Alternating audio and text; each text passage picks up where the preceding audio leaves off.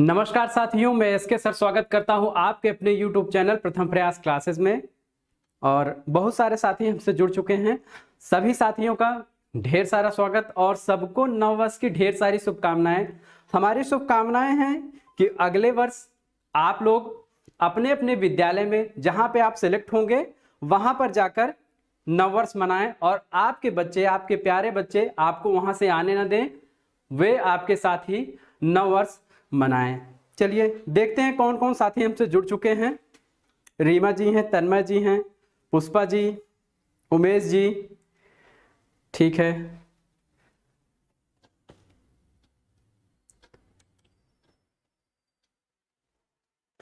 तन्मय जी कह रहे हैं सर जी डेली क्लास क्यों नहीं होती है। डेली क्लास मेरी पूरी कोशिश रहती है कि जैसे ही हमको मौका मिले वैसे ही आप लोगों के लिए क्लास बनाई जाए, लाई जाए, और मैं पूरी कोशिश करता हूं अपनी तरफ से। बहुत सारा वर्कलोड रहता है, इसी कारण डेली क्लास नहीं हो पाती है। लेकिन जब भी क्लासेस होती हैं तब मेरी कोशिश रहती है कि जितनी क्लासेस खाली गई हैं, जितने दिन खाली गए हैं, उसकी भरपाई कर दी जाए। तो ज़्यादा बातचीत ना करके सभी का स्वागत है क्लास में। हम असिस्टेंट प्रोफेसर की जो ये उच्च प्रश्नमाला क्लास शुरू किए हैं,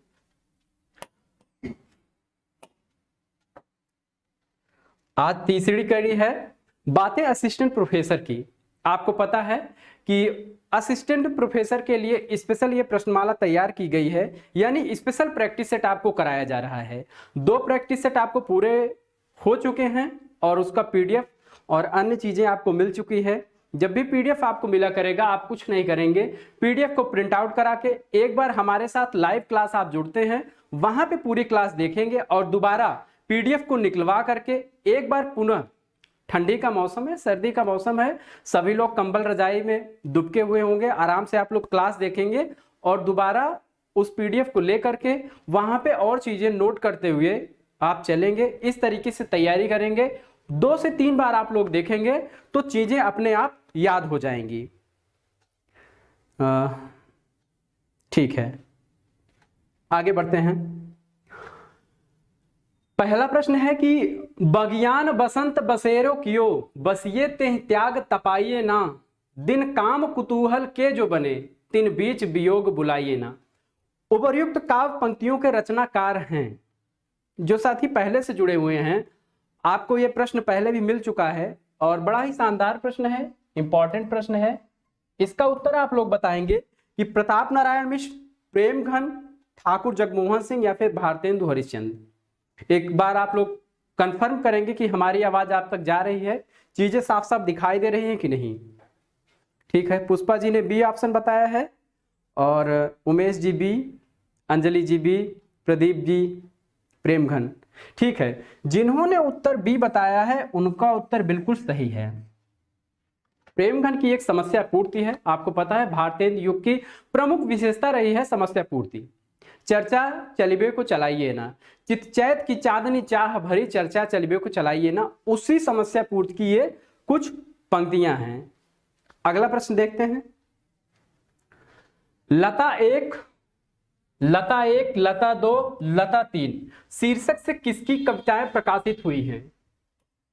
असिस्टेंट प्रोफेसर की दृष्टि से वेरी इंपॉर्टेंट, बड़ा ही महत्वपूर्ण प्रश्न है कि लता 1, लता 2 और लता 3 शीर्षक से किसकी कविताएं प्रकाशित हो चुकी हैं। सही उत्तर आप लोग बताएंगे। कीर्ति चौधरी, शमशेर बहादुर सिंह, सुमन राजे या फिर केदारनाथ सिंह। इसका सही उत्तर आप लोग दीजिए कि इसका सही उत्तर क्या हो सकता है।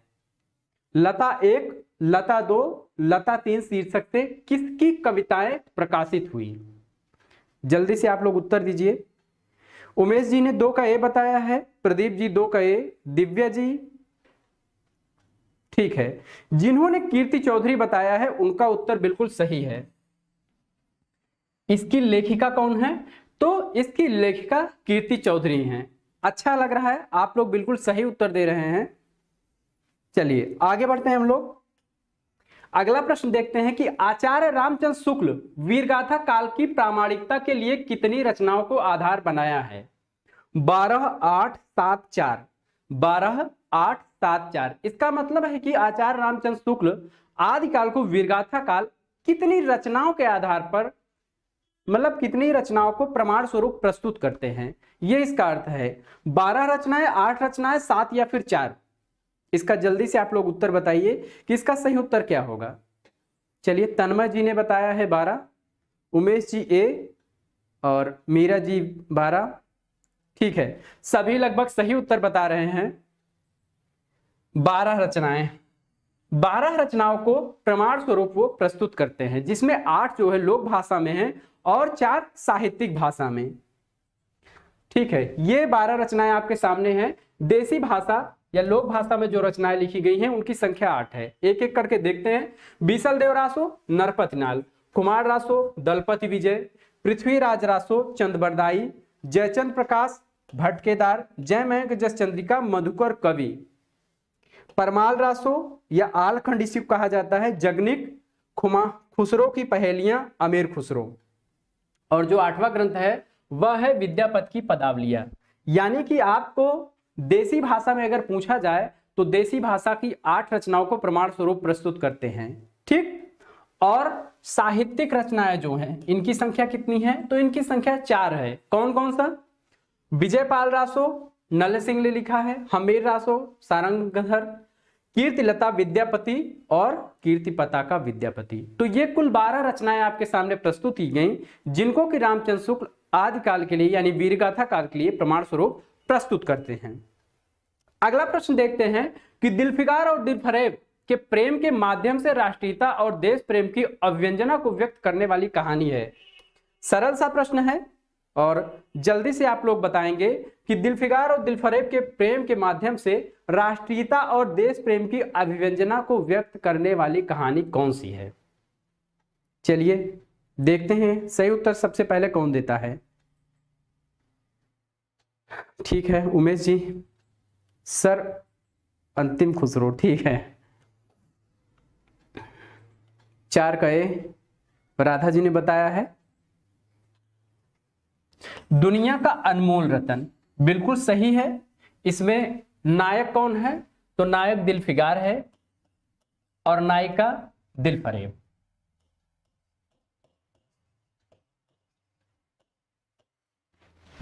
जमाना पत्रिका में पहले प्रकाशित हुई थी, बाद में सोजे वतन कहानी संग्रह में इसे प्रकाशित किया गया, और सोजे वतन को इसी कारण, क्योंकि उसमें राष्ट्र प्रेम से संबंधित कहानियां थी, उसको अंग्रेजों द्वारा जब्त कर लिया गया था। अगला प्रश्न देखते हैं कि हिंदी साहित्य में शुक्ल जी का वही महत्व है जो उपन्यासकार प्रेमचंद या कवि निराला का। हिंदी साहित्य में शुक्ल जी का वही महत्व है जो उपन्यासकार प्रेम या कवि निराला का। यह कथन किसका है? अब यह कथन बताना है आपको। नंद दुलारे वाजपेयी, डॉक्टर रामविलास शर्मा, डॉक्टर नगेंद्र या फिर डॉक्टर रामस्वरूप चतुर्वेदी। इसका सही उत्तर आप लोग देंगे कि इसका सही उत्तर क्या हो सकता है। चलिए जल्दी से आप लोग इसका सही उत्तर दीजिए। ठीक है, हाँ, राधा जी ने उसको डिस्क्राइब कर दिया है कि रतन, जमाना पत्रिका में। उमेश जी ए बता रहे हैं और पुष्पा जी ने बी बताया है उत्तर, प्रदीप जी भी बी बता रहे हैं। तो 5 का जिन्होंने बी बताया है उनका उत्तर बिल्कुल सही है। डॉक्टर रामविलास शर्मा का यह कथन है कि हिंदी साहित्य में शुक्ल जी का वही महत्व है जो उपन्यासकार प्रेमचंद या कवि निराला का। आगे बढ़ते हैं हम लोग। सुधिया उस चंदन के वन की में जिस भागवत भूमि की चर्चा शास्त्री जी ने की है वह किस राज्य में स्थित है।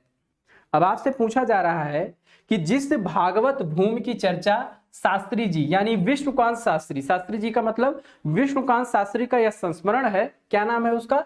सुधिया उस चंदन के वन की, और यह आपके सिलेबस में लगा हुआ है। उत्तराखंड, गुजरात, उत्तर प्रदेश या राजस्थान? इसका सही उत्तर दीजिए कि उत्तराखंड, गुजरात, उत्तर प्रदेश या फिर राजस्थान। इसमें सही उत्तर क्या होगा? ठीक है, उत्तराखंड तन्मय जी बता रहे हैं, नीलम जी ने ए उत्तर बताया है, निधि जी डी, दिव्या जी गुजरात। जिनका उत्तर गुजरात है, बी विकल्प था, वो बिल्कुल सही है। शास्त्री जी ने सुधिया उस चंदन के वन जो इनका संस्मरण है उसमें भागवत भूमि के रूप में गुजरात की चर्चा की है। अगला प्रश्न देखते हैं कि इनमें से कौन सी रचना महाकाव्य नहीं है। नहीं पर ध्यान देंगे कि इसमें महाकाव्य कौन सा नहीं है। प्रसन्न राघव, शिशुपाल वधम, कुमार संभव या फिर किरातार्जुनीयम। अब इसमें आपको बताना है कि इसमें कौन सी रचना जो है वह महाकाव्य नहीं है। चलिए आराम से आप लोग बताइए कि इसका सही उत्तर क्या हो सकता है। तन्मय जी ने ए उत्तर दिया है, पुष्पा जी ने बी उत्तर दिया है, आर्यस चौहान ए। बिल्कुल सही उत्तर है जिनका ए उत्तर है। प्रसन्न राघव जो है यह नाटक है, नाटक। और किसका नाटक है? तो यह जयदेव का नाटक है।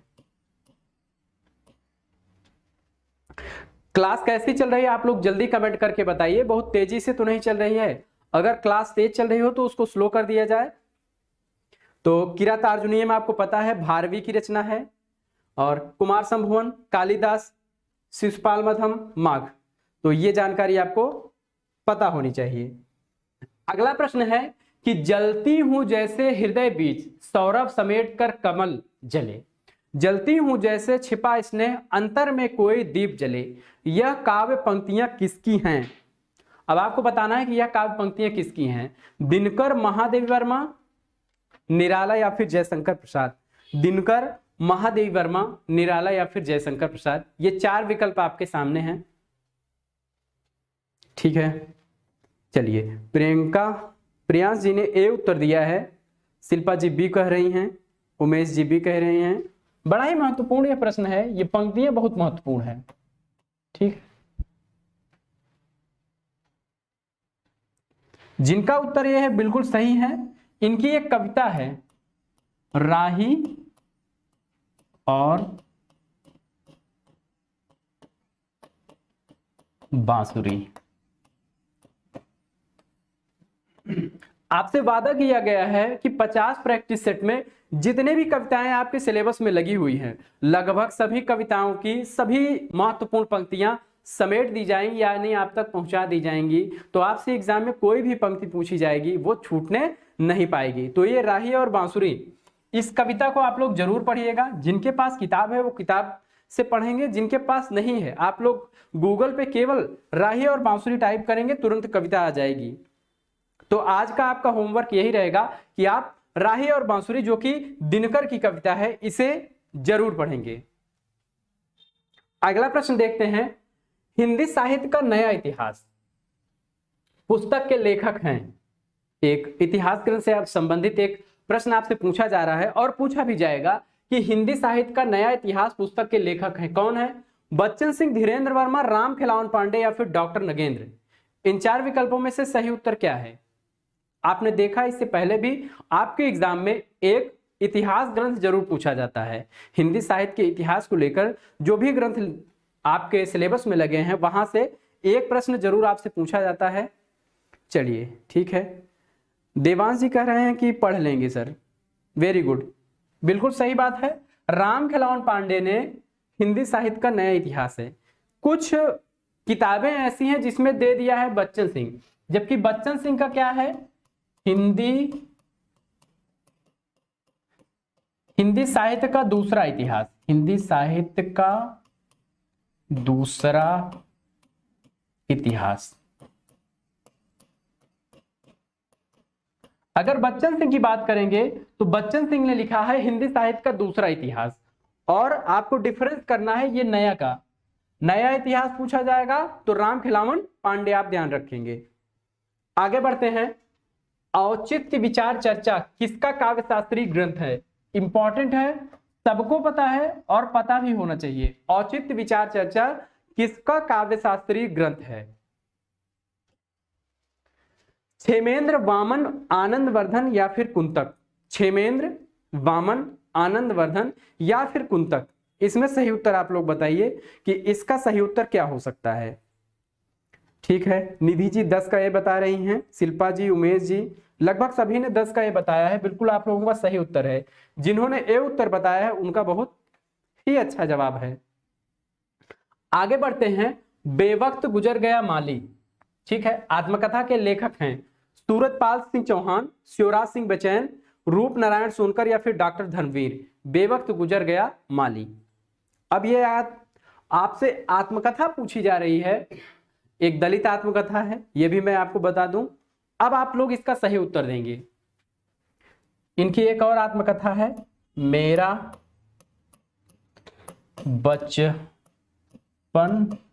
मेरा बचपन मेरे कंधों पर।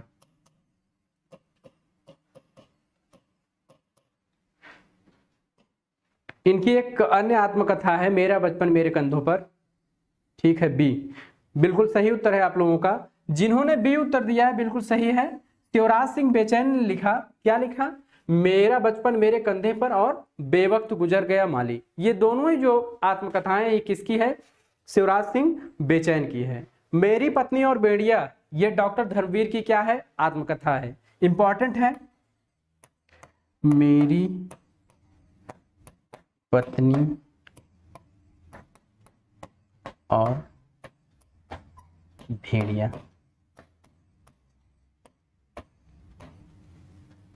हाँ, इसके बारे में थोड़ा सा बताना चाहते हैं, यहां से प्रश्न आपसे पूछा जा सकता है। मेरी पत्नी और भेड़िया ये डॉक्टर धर्मवीर की आत्मकथा है।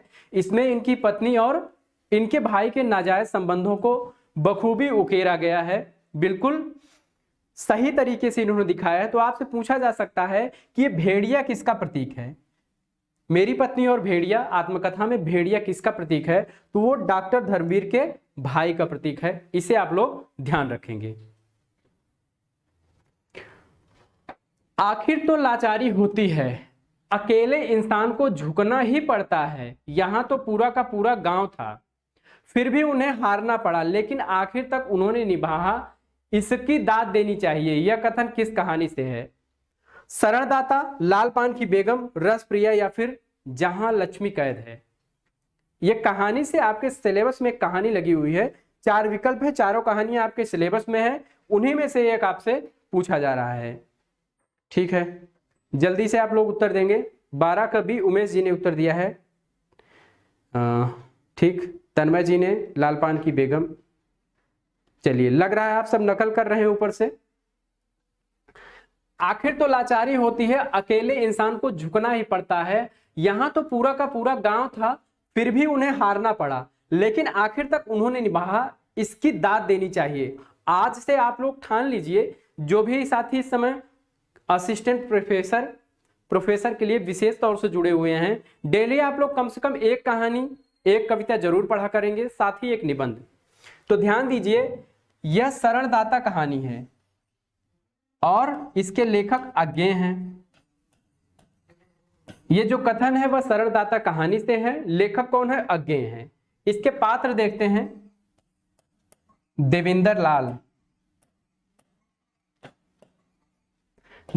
लाल और रफीकुद्दीन।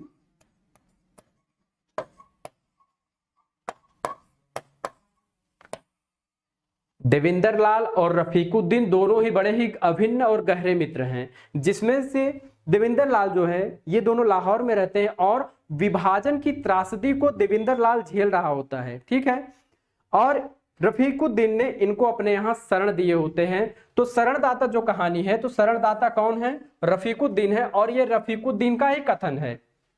बाद में बचते बचाते देवेंद्र लाल किसी तरीके से दिल्ली पहुंचते हैं, यही इसमें कहानी है। ठीक है, तो ये चीजें आपको जानना है। पूछा जा सकता है कि देवेंद्र लाल नामक पात्र जो है विभाजन की त्रासदी को झेलता हुआ देवेंद्र लाल नामक पात्र किस कहानी का हिस्सा है या किस कहानी में है? तो वो शरणदाता कहानी होगी। अगला प्रश्न देखते हैं, किस पाश्चात्य आलोचक ने हमारे मूल्यांकन संबंधी धारणाओं का संबंध मानसिक उद्योगों से माना है? ठीक है, फिर से पढ़ते हैं इसको कि किस पाश्चात्य आलोचक ने हमारे मूल्यांकन संबंधी धारणाओं का संबंध मानसिक उद्योगों से माना है? इलियट, क्रोचे, अरस्तु, I.A. रिचर्ड। अब इसका सही उत्तर आप लोग देंगे कि इसका सही उत्तर क्या है। सबसे चारों में से लाल पान की बेगम था, तो यही कोई बात नहीं, बिल्कुल आप लोग पढ़ते रहेंगे तो ये चीजें बहुत छोटी लगने लगेंगी, आपकी तैयारी बहुत अच्छी हो जाएगी। अभी डेट नहीं आएगी, डेट जब भी आएगी आपको समय दिया जाएगा। अब इस प्रश्न का आप लोग उत्तर देंगे कि इसका सही उत्तर क्या है। पुष्पा जी ने सी बताया है, देवांश जी ने ए बताया है। इसका सही उत्तर है I.A. रिचर्ड्स। आपके जो प्रश्न आएंगे हायर एजुकेशन में, उसमें एक प्रश्न सीधा सीधा पुस्तकों से पूछा जाएगा और एक प्रश्न पाश्चात्य लेखकों की मान्यताओं से इस तरीके से प्रश्न पूछा जाएगा और इसे आप याद रखेंगे। अगला प्रश्न देखते हैं कि कालिदास के जीवन चरित्र को लक्षित आषाढ़ का एक दिन नाटक का प्रकाशन कब हुआ। प्रकाशन वर्ष एक आपसे पूछा जाएगा और यहाँ पे पूछा जा रहा है कि आषाढ़ का एक दिन नाटक का प्रकाशन कब हुआ था।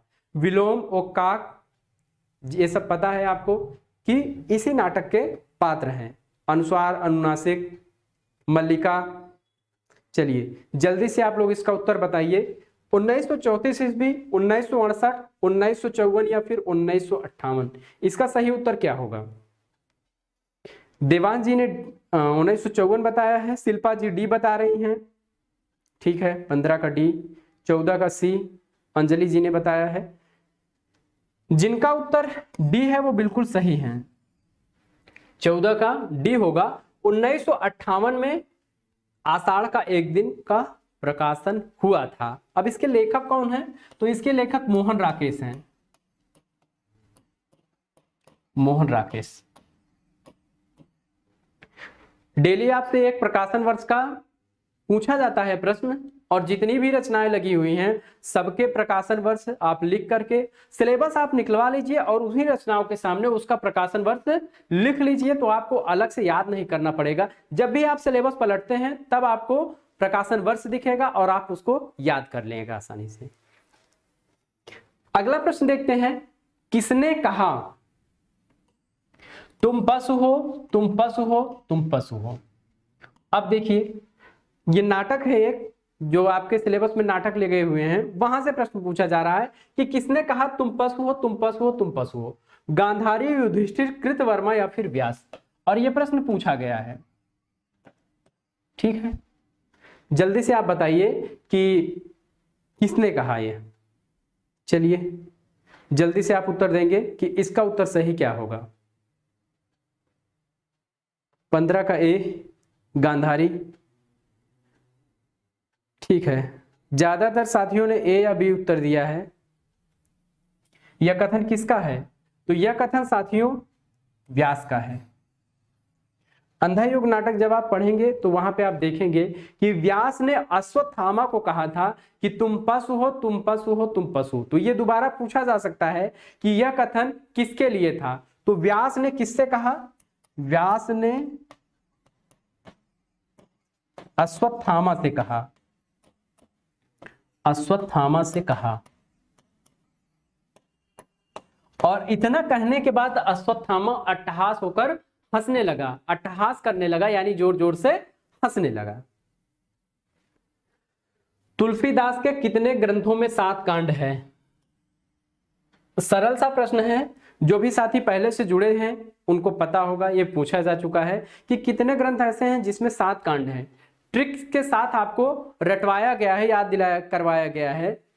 4, 7, 5 या फिर 6, 4, 7, 5 या फिर 6। जल्दी से आप लोग इसको बताएंगे। तन्मय जी कह रहे हैं प्रसिद्ध पंक्ति है। सर ये तो आया हुआ है पेपर में, बिल्कुल ये प्रश्न आया हुआ था जो आपसे पूछा गया व्यास का, ठीक है। 4, वेरी गुड। जिनका उत्तर 4 है वो बिल्कुल सही है। क्या क्या है, रामचरितमानस, रामचरितमानस,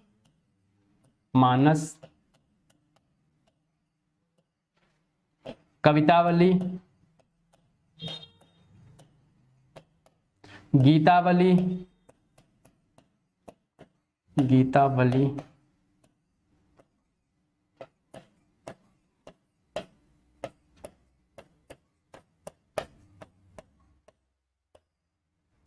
ये 4 ग्रंथ ऐसे हैं जिसमें कि 7 कांड है। और इसके लिए हमने एक ट्रिक भी बताई थी कि राम ने कविता और गीता को 7 वर दिया। फिर से सुनेंगे, राम ने कविता और गीता को 7 वर दिया। तो ये चारों रचनाएं ऐसी हैं जिसमें 7 कांड है। अब इसी प्रश्न को कई तरीके से आपके सामने घुमाया भी जा सकता है। आपसे 4 विकल्प देके पूछा जा सकता है कि निम्नलिखित में से किस रचना में उत्तरकांड है या किसमें उत्तरकांड नहीं है। तो आप समझ जाएंगे कि उत्तरकांड जो है वह अंतिम कांड है। ठीक है, यानी 7 कांड जिसमें होगा उसमें उत्तरकांड भी निहित होगा। आगे बढ़ते हैं। हाँ, बड़ा ही फेमस प्रश्न है, नारी तुम केवल श्रद्धा हो विश्वास रजत, नग पग तल में पीयूष स्रोत सी बहा करो, जीवन के सुंदर समतल में। निम्नलिखित पंक्तियां कामायनी के किस सर्ग की हैं? अब आपको बताना है कि ये पंक्तियां कामायनी के किस सर्ग से ली गई हैं। चिंता, श्रद्धा, लज्जा या फिर आनंद, 4 विकल्प दिए गए हैं और आपसे पूछा जा रहा है कि निम्नलिखित में से किस सर्ग से लिया गया है। अब बिल्कुल इसको आप रट के याद करेंगे। उमेश जी ने बी बताया है, 17 का सी राधा जी बता रही हैं। चलिए जल्दी से आप लोग उत्तर बताइए। 17 का सी ठीक है, जिनका उत्तर सी है वो बिल्कुल सही है और यह बिल्कुल आपको आना चाहिए। सबसे ज्यादा इंपॉर्टेंट प्रश्न यह है, यह आपको आना चाहिए था। कामायनी के लज्जा सर्ग से है और कामायनी में कुल कितने सर्ग हैं? 15 सर्ग हैं। कामायनी के सर्गों की संख्या 15 है और सभी को हमने कहा था कि कामायनी सर्ग आप लोग जरूर याद कर लीजिएगा। चिंता, आशा, श्रद्धा, काम, वासना, लज्जा, कर्म, ईर्ष्या, ईड़ा, स्वप्न, संघर्ष, निर्वेद, दर्शन, रहस्य, आनंद, ये 15 सर्ग सबको जबान पे रटे होने चाहिए। ठीक है, और जो साथी हमसे जुड़ गए हैं, जुड़ रहे हैं, जिन्होंने एडमिशन लिया है, उनके लिए ट्रिक्स भी अवेलेबल होगी। जब क्लास 3-4 दिन के बाद आपकी क्लासेस जो होंगी वो एप्लीकेशन पे चलने लगेंगी, ऐप पे होंगी, तो वहां पे और डीपली क्लास होगी, और भी जानकारी दी जाएगी और भी ट्रिक्स आपको बताई जाएगी ताकि चीजें और आसानी से याद हो जाएं। चलिए आगे बढ़ते हैं। आनंद कादंबिनी पत्रिका कौन निकालते थे? बालकृष्ण भट्ट, भारतेंदु हरिश्चंद्र, बद्री नारायण चौधरी प्रेमघन या फिर प्रताप नारायण मिश्र। एक पत्रिका से संबंधित आपसे प्रश्न जरूर पूछा जाएगा। अब पत्रिकाएं आपको याद होनी चाहिए, जो भी महत्वपूर्ण पत्रिका है, जितने पुराने प्रश्न आए उनको आप देख लेंगे। 17 का सी बता रही है प्रीति जी। चलिए 18 का सी, 18 का ए।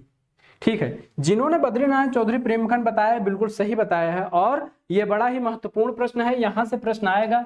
अब इसका प्रकाशन वर्ष भी पूछा जा सकता है कि आनंद कादंबिनी का प्रकाशन वर्ष क्या है। तो आनंद कादंबिनी का 1851 है।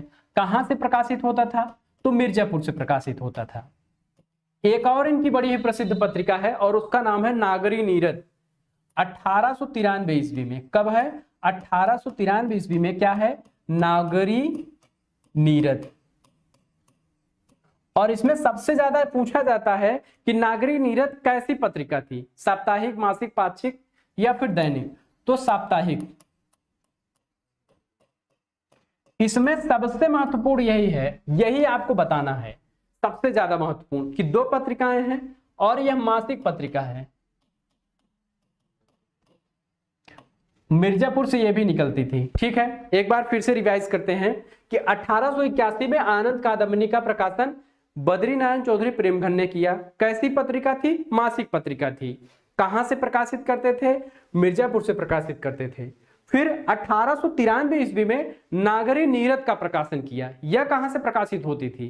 तो यह भी मिर्जापुर से प्रकाशित होती थी, लेकिन यह कैसी थी? साप्ताहिक थी। यही आपसे पूछा जाता है, बार बार सबसे ज्यादा पूछा जाने वाला यही प्रश्न है।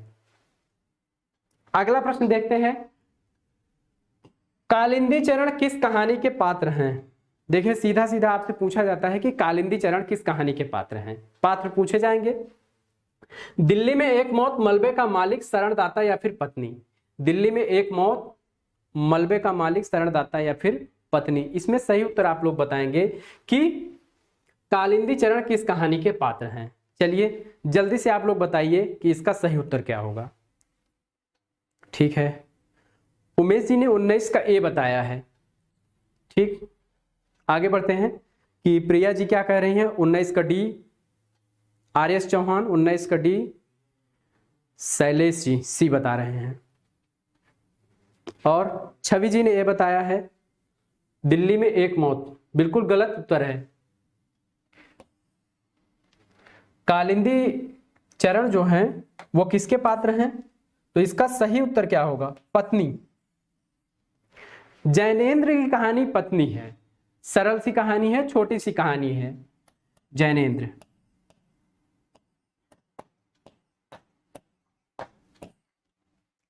एक बात और, असिस्टेंट प्रोफेसर के सिलेबस में जितनी कहानियां लगी हैं उसमें जो कहानियां छोटी हैं, जैसे जैनेन्द्र पत्नी, इसकी मुख्य पात्र जो पत्नी है उसका नाम क्या है? सुनंदा नाम है, और सुनंदा का ये पति है कालिंदी चरण। कालिंदी चरण क्या है? पति है, और सुनंदा इसकी प्रमुख पात्र हैं। इसमें मुख्य रूप से दो ही पात्र हैं, ठीक है। ये फ्रीडम फाइटर है कालिंदी चरण, और सुनंदा के ऊपर ध्यान नहीं देता है। सुनंदा बेचारी एकाकी जीवन जीती हैं, इसी पे आधारित ये कहानी है। जैसे कहानी एक और है, रोज कहानी है, जिसको गैंग्रीन नाम से जाना जाता है, अज्ञे की है, मालती उसकी प्रमुख पात्र है, तो उसको भी आप लोग बिल्कुल ध्यान से पढ़ेंगे। जो छोटी छोटी कहानियां हैं जिसमें कम पात्र है, उसके पात्र आपको रटे होने चाहिए, ठीक है। दिल्ली में एक मौत, दिल्ली में एक मौत कमलेश्वर की कहानी है। चलिए इसको डिस्क्राइब कर देते हैं। कमलेश्वर आत्मकथ्य शैली में है, जिसको मैं शैली कहते हैं, यानी लेखक भी इसमें एक प्रमुख पात्र होता है। जैसे अब इसके पात्र देखते हैं एक बार। पात्र सेठ दीवानचंद, सेठ दीवानचंद इसमें मुख्य पात्र हैं। इन्हीं की मौत होती है और इन्हीं के ऊपर पूरी कहानी लिखी गई है। तो ये आपसे पूछा जा सकता है कि दिल्ली में एक मौत कहानी का मुख्य पात्र कौन है, तो वो कौन है? सेठ दीवानचंद हैं, वासवानी है, वासवानी है, सरदार जी एक पात्र हैं, ठीक है, सरदार जी,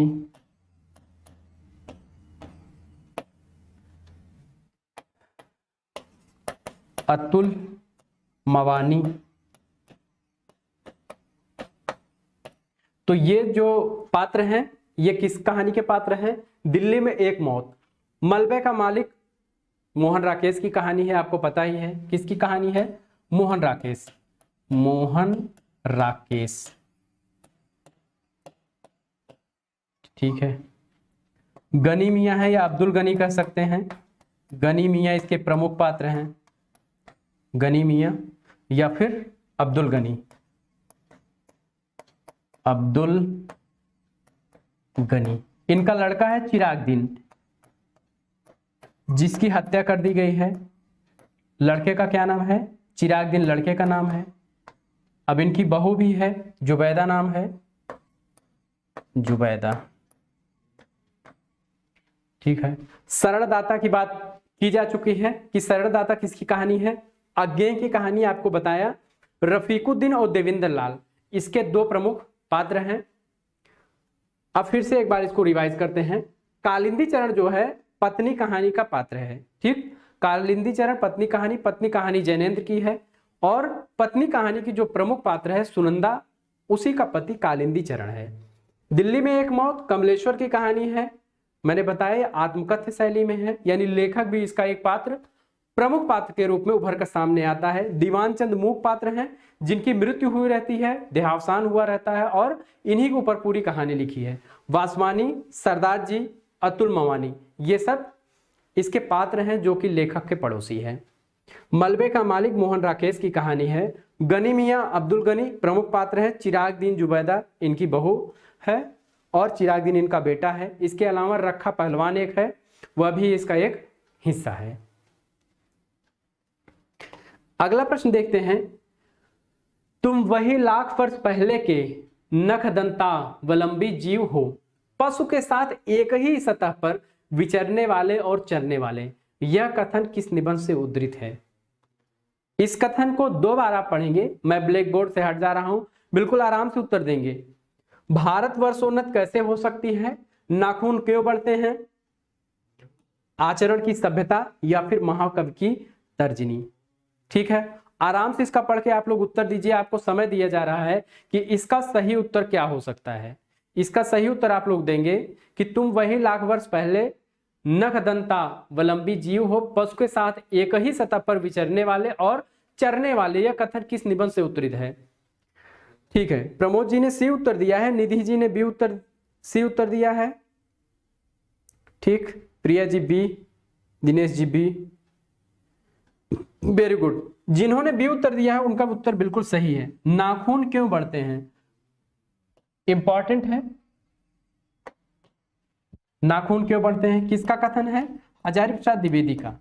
हजारी प्रसाद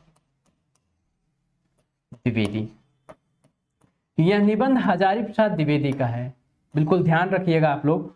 आचरण की सभ्यता किसका निबंध है, तो सरदार पूर्ण सिंह, सरदार पूर्ण सिंह, पूर्ण सिंह। महाकवि की तर्जनी कुबेरनाथ राय, कुबेरनाथ राय। इसके अलावा भारतोन्नत कैसे हो सकती है, तो यह भारतेंदु का निबंध है, भारतेंदु का निबंध है, ठीक है। चलिए बीच बीच में आप लोग ये भी बताते रहा करिए कि क्लास कैसी चल रही है, नीरस तो नहीं है, कोई दिक्कत तो नहीं आप लोगों को हो रही है। अगला प्रश्न देखते हैं कि गोंड जनजाति को चित्रित करता उपन्यास, गोंड जनजाति को चित्रित करता उपन्यास कचनार के लेखक हैं। बिल्कुल बारीकी से आप लोग सिलेबस पे नजर रखेंगे। जो भी साथी स्पेशली असिस्टेंट प्रोफेसर की तैयारी कर रहे हैं उनके सिलेबस में आदिवासी विमर्श भी दिया गया है, तो वहां से भी कुछ प्रश्न आएंगे। इसी तरीके के प्रश्न होंगे कि गोंड जनजाति को चित्रित करता उपन्यास कचनार के लेखक हैं चतुरसेन शास्त्री, वृंदावन लाल वर्मा या फिर देवेंद्र सत्यार्थी। यह चौथा विकल्प आपके सामने संजीव रखा गया है। चलिए सर बहुत अच्छी क्लास है, रत्नमाला जी कह रहे हैं, छवि जी बहुत अच्छी, ठीक है। अब इस प्रश्न का आप लोग उत्तर देंगे, इसका सही उत्तर क्या होगा।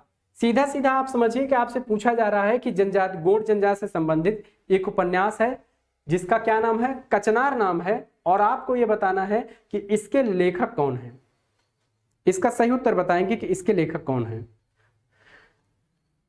ठीक है, वेरी गुड। वृंदावन लाल वर्मा, ज्यादातर साथियों ने बिल्कुल सही उत्तर दिया है, वृंदावन लाल वर्मा। और कचनार उपन्यास की जो नायिका है उसका भी नाम क्या रहता है, प्रमुख नायिका जो है उसका नाम क्या रहता है, उसका नाम भी कचनार ही रहता है। अगला प्रश्न देखते हैं, गांधी जी ने सत्याग्रह की 4 प्रविधियों में किसे अग्निबाण कहा है। अब इसमें अग्निबाण किसे कहा है, सत्याग्रह के लिए उन्होंने 4 प्रविधियां बताई, कौन कौन सी बताई हैं, असहयोग, सविनय अवज्ञा, हिजरत, उपवास। अब ये 4 जो है उन्होंने क्या बताए हैं, सत्याग्रह की प्रविधियां बताई हैं। अब इसमें आपको बताना है कि कौन सी जो है किस प्रविधि को अग्निबाण कहा है, तो जल्दी से आप लोग इसका उत्तर देंगे कि इसका सही उत्तर क्या होगा, ठीक है, डी। देवांश जी ने डी उत्तर दिया है, संध्या जी डी बता रही हैं, आर.एस. चौहान डी, बिल्कुल सही उत्तर है। उपवास या अनशन को अग्निबाण कहते हैं। और बड़ा ही महत्वपूर्ण प्रश्न है क्योंकि गांधीवाद से एक प्रश्न आपसे जरूर पूछा जाएगा। आपको पता है आपके सिलेबस में गांधीवाद है और यहां से एक प्रश्न आपसे पूछा जाना है। स्त्री संघर्ष का इतिहास पुस्तक की लेखिका हैं। देखिए स्त्री विमर्श से भी प्रश्न अब कुछ आपके सामने, थोड़ा सा प्रश्नों का लेवल अलग होगा कि स्त्री संघर्ष का इतिहास पुस्तक की लेखिका हैं अनामिका है, राधा कुमार है, रमणिका गुप्ता है या फिर गीता श्री है। इसमें सही उत्तर आपको बताना होगा कि इसका सही उत्तर क्या होगा। प्रश्न संख्या 23, स्त्री संघर्ष का इतिहास पुस्तक की लेखिका कौन है, अनामिका, राधा कुमार, रमणिका गुप्ता या फिर गीता श्री। जल्दी से उसका उत्तर बताएंगे कि इसका सही उत्तर क्या होगा। आर.एस. जी बी बता रहे हैं, रत्नमाला जी ने डी बताया है, प्रदीप जी ए बता रहे हैं, ठीक है। जिनका उत्तर बी है वो बिल्कुल सही है, राधा कुमार का जो है यह स्त्री संघर्ष का इतिहास पुस्तक है, ठीक। अगला प्रश्न देखते हैं, निम्नलिखित में से भाषा के संदर्भ में अपभ्रंश शब्द का प्रयोग कब से आरंभ हुआ। बिल्कुल सेम प्रश्न आपको मिलेगा, इंपॉर्टेंट है कि भाषा के संदर्भ में अपभ्रंश शब्द का प्रयोग कब से प्रारंभ हुआ। आपके सामने विकल्प है 11वीं शताब्दी, 9वीं शताब्दी, 10वीं शताब्दी या फिर 6ठी शताब्दी। इन चारों में से कौन सा सही उत्तर होगा, इसी का आपको उत्तर देना है। 11वीं शताब्दी, 9वीं, 10वीं या फिर 6ठी शताब्दी। चलिए बहुत बढ़िया, जिन्होंने इसका उत्तर 6ठी शताब्दी दिया वो बिल्कुल सही है। अगला प्रश्न देखते हैं, हम बहेंगे तो रहेंगे नहीं, पैर उखड़ेंगे प्लवन होगा, ढहेंगे सहेंगे बह जाएंगे, उपर्युक्त काव्यांश के लेखक हैं। ये काव्य पंक्तियां हैं, काव्यांश है, इसके लेखक आपसे पूछे जा रहे हैं प्रसाद, निराला, अज्ञे या फिर केदारनाथ अग्रवाल। इन चारों में से सही उत्तर क्या होगा?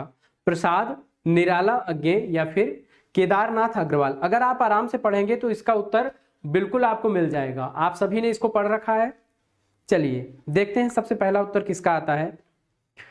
उमेश जी ने सी बताया है, तन्मय जी ने डी बताया है, रत्नमाला जी ने सी बताया है, प्रीति जी डी बता रही हैं। बिल्कुल सी जिनका विकल्प है वो बिल्कुल सही है। एक कविता है नदी के द्वीप। क्या है? नदी के द्वीप। और उसी कविता की ये पंक्तियां हैं। अब हम लोग 1 मिनट तक उस कविता का वाचन करने वाले हैं, जिससे कि आप लोग उससे परिचित हो जाएं। डेली कम से कम एक कविता का हम वाचन जरूर करेंगे। तो आज नदी के द्वीप कविता हम लोग देख रहे हैं। देखते हैं। हम नदी के द्वीप हैं, हम नहीं कहते कि हमको छोड़कर स्रोतस्विनी बह जाए। वह हमें आकार देती है, हमारे कोण गलियां अंतरीप उभार, सैकत कुल सब गोलाइयां उसकी गढ़ी हैं। माँ है वह, है इसी से हम बने हैं, किंतु हम हैं द्वीप, हम धारा नहीं हैं। स्थिर समर्पण है हमारा, हम सदा से द्वीप हैं, स्रोतस्विनी के, किंतु हम बहते नहीं हैं। क्योंकि बहना रेत होना है, हम बहेंगे तो रहेंगे ही नहीं, पैर उखड़ेंगे प्लवन होगा, ढहेंगे सहेंगे बह जाएंगे, और फिर हम चूर्ण होकर भी कभी क्या धारा बन सकते। रेत बनकर हम सलिल को तनिक गंदला ही करेंगे, अनुपयोगी ही बनाएंगे। द्वीप हैं हम, यह नहीं है साप, यह अपनी नियति है। हम द्वीप के पुत्र हैं, बैठे नदी की क्रोड में। वह वृहद भूखंड से हमको मिलाती है, और वह भूखंड अपना पितर है।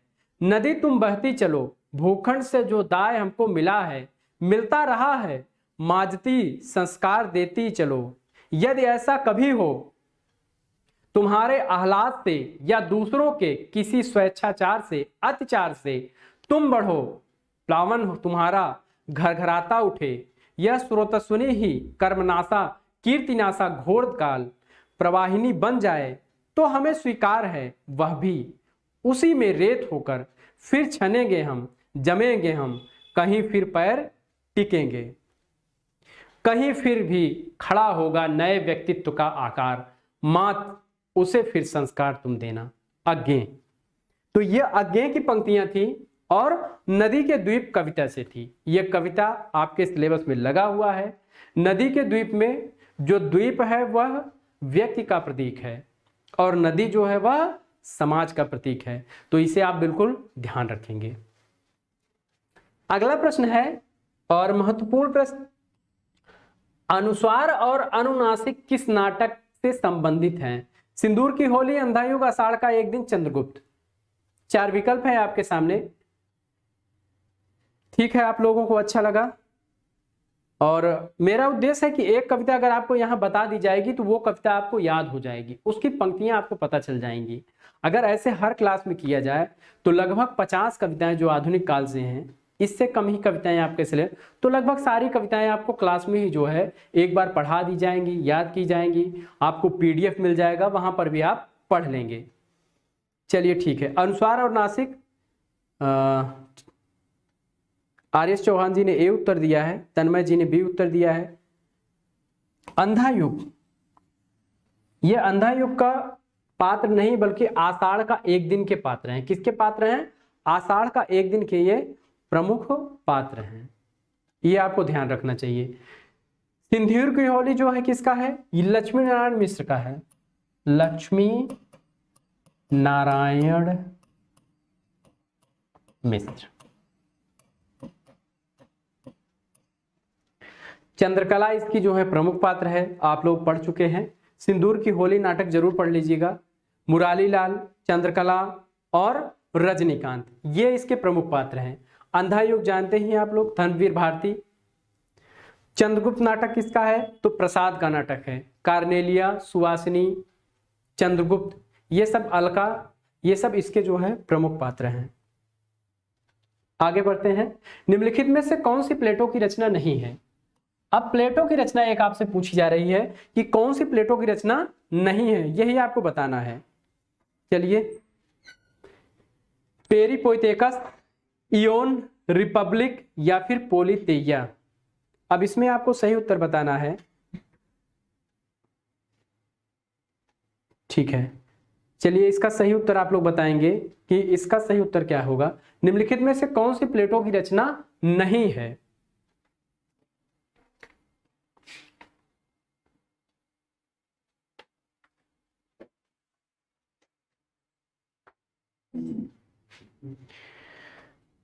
ठीक है, 27 का बी प्रदीप ने बताया है, देवांश जी ने डी बताया है। पेरिपोइटेकस जो है यह प्लेटो की रचना नहीं है, बल्कि यह अरस्तु की रचना है। किसकी रचना है? अरस्तु की रचना है।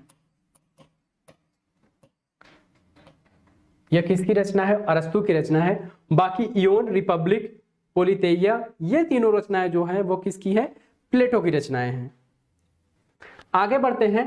व्यंग्यात्मक शैली में लिखे गए राग दरबारी उपन्यास में किस स्थान का यथार्थ चित्रण किया गया है? पांडेपुरवा गांव, गंगौली गांव, शिवपालगंज, बेलारी गांव। ये चार विकल्प आपके सामने दिए गए हैं और आपको बताना है कि राग दरबारी, आपको बताना था कि राग दरबारी में किस गांव का उल्लेख किया गया है। तो इससे आप लोग परिचित हैं, इंपॉर्टेंट भी है। इसका सही उत्तर आप वो लोग बताएंगे कि इसमें सही उत्तर क्या होगा। पांडेपुरवा गांव, गंगौली गांव, शिवपालगंज या फिर बेलारी गांव। जल्दी से आप लोग उत्तर बताएंगे इसका। प्रश्न संख्या 28। ठीक है, 28 का सी ज्यादातर उत्तर बता रहे हैं आप लोग, बिल्कुल सही है। शिवपालगंज जो है वह किससे संबंधित है? राग दरबारी से। बेलारी गांव पूछा जाए तो गोदान, आधा गांव गंगौली गांव संबंधित है।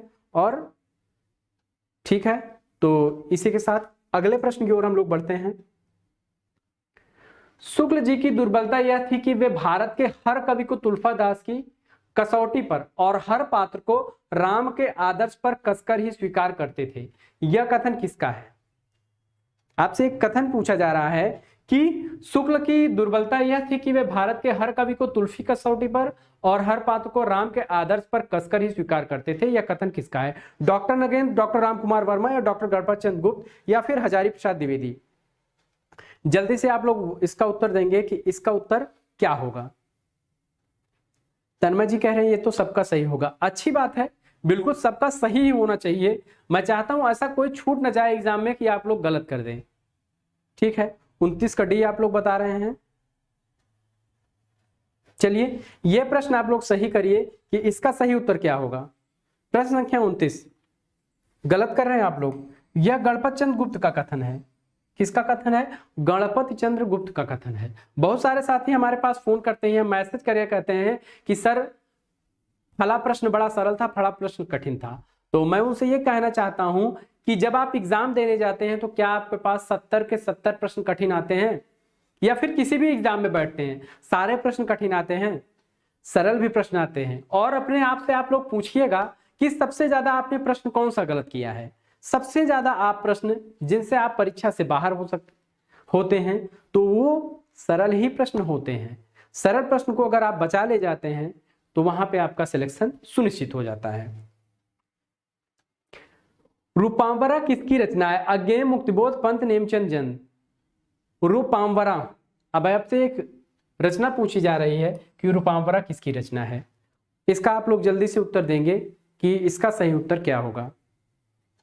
ठीक है, चलिए जल्दी से इसका उत्तर दीजिए कि रूपांबरा किसकी रचना है। चलिए, कुछ साथियों ने सही उत्तर दिया है, तो यह अज्ञेय की रचना है। रूपांबरा किसकी रचना है? तो रूपांबरा अज्ञेय की रचना है, पंत की रचना नहीं है। ठीक है, अगला प्रश्न देखते हैं।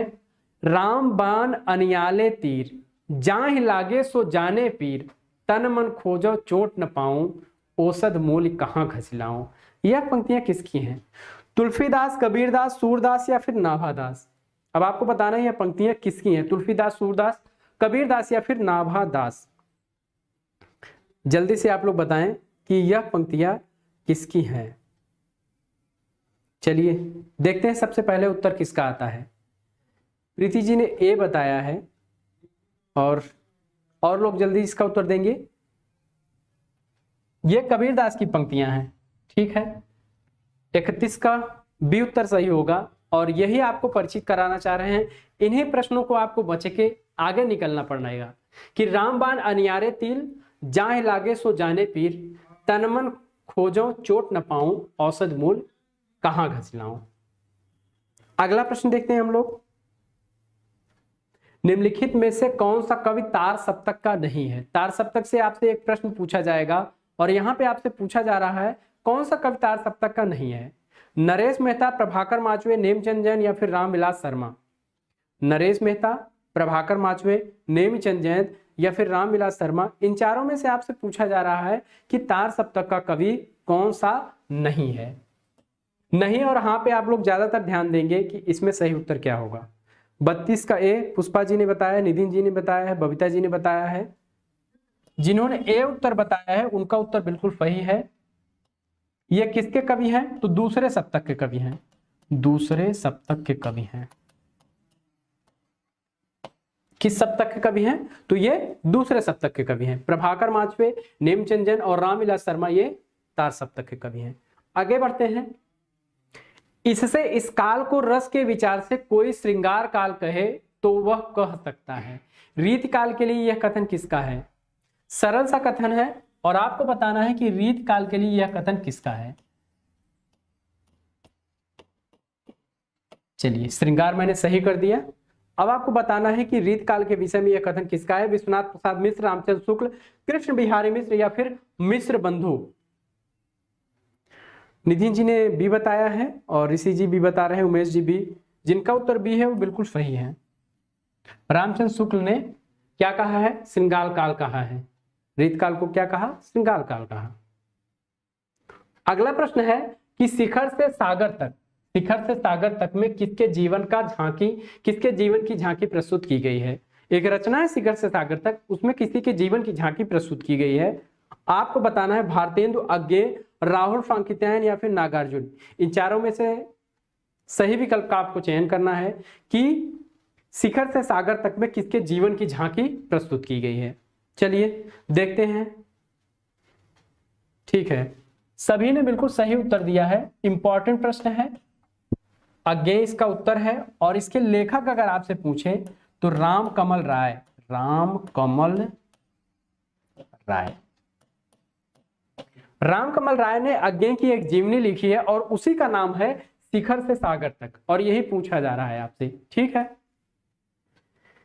आगे बढ़ते हैं। अब आपको सुमेलित करना है। हजारी प्रसाद द्विवेदी, बनारसी दास चतुर्वेदी, वासुदेव शरण अग्रवाल, प्रताप नारायण मिश्र।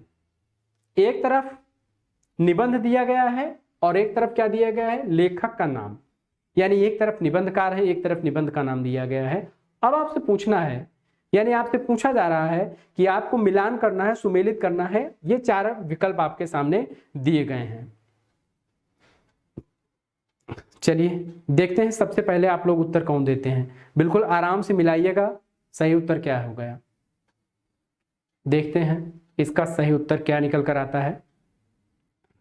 ठीक है, 35 का बी जिनका उत्तर है वो बिल्कुल सही है। 35 का बी जिन्होंने उत्तर है उनका सही है। बसंत आ गया, ये किसका है? हजारी प्रसाद द्विवेदी का। बनारसी दास चतुर्वेदी का क्या है? मेरी तीर्थ यात्रा। वासुदेव शरण अग्रवाल का क्या है? राष्ट्र का स्वरूप। प्रताप नारायण मिश्र का दांत है। तो जिन्होंने बी विकल्प सही किया था उनका उत्तर बिल्कुल सही है। अगला प्रश्न देखते हैं कि रामचरित की मानस की रचना में कुल कितना समय लगा। Very important question.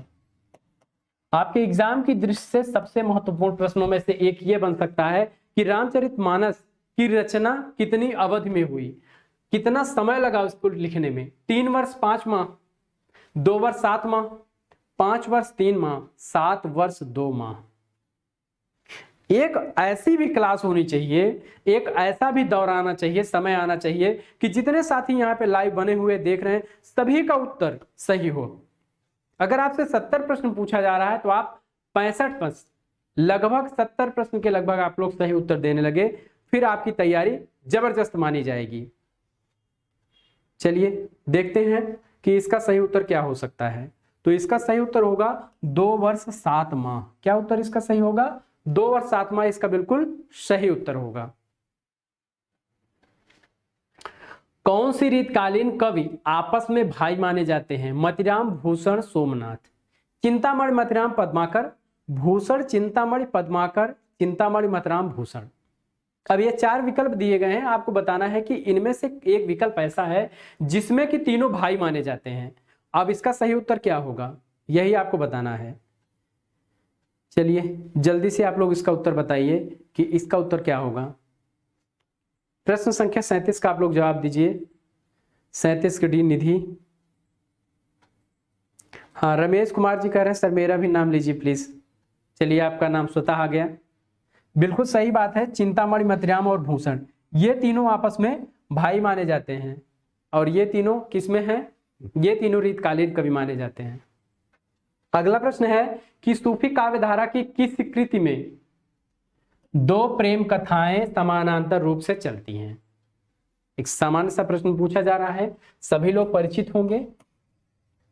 कंफ्यूजन भले बना होगा लेकिन इस प्रश्न से सभी परिचित होंगे कि ऐसी कौन सी रचना है सूफी प्रेमाख्यान का परंपरा में जिसमें 2 प्रेम कथाएं समानांतर रूप से चलती हैं? मधुमालती, चित्रावली, मृगावती या फिर हंस जवाहिर। ठीक है, अब इसमें से आपको बताना है कि इसका सही उत्तर क्या होगा। प्रश्न संख्या 38। निधि जी ने ए उत्तर दिया है और बालकृष्ण जी डी, अमरनाथ जी ए, बबीता जी ए, निधि जी। चलिए जिनका उत्तर ए है वो बिल्कुल सही है, मधुमालती। ये सबसे इंपॉर्टेंट प्रश्न हो सकता है आपके लिए, खास तौर से सूफी काव्य परंपरा को देखें तो। अब देखते हैं मनोहर।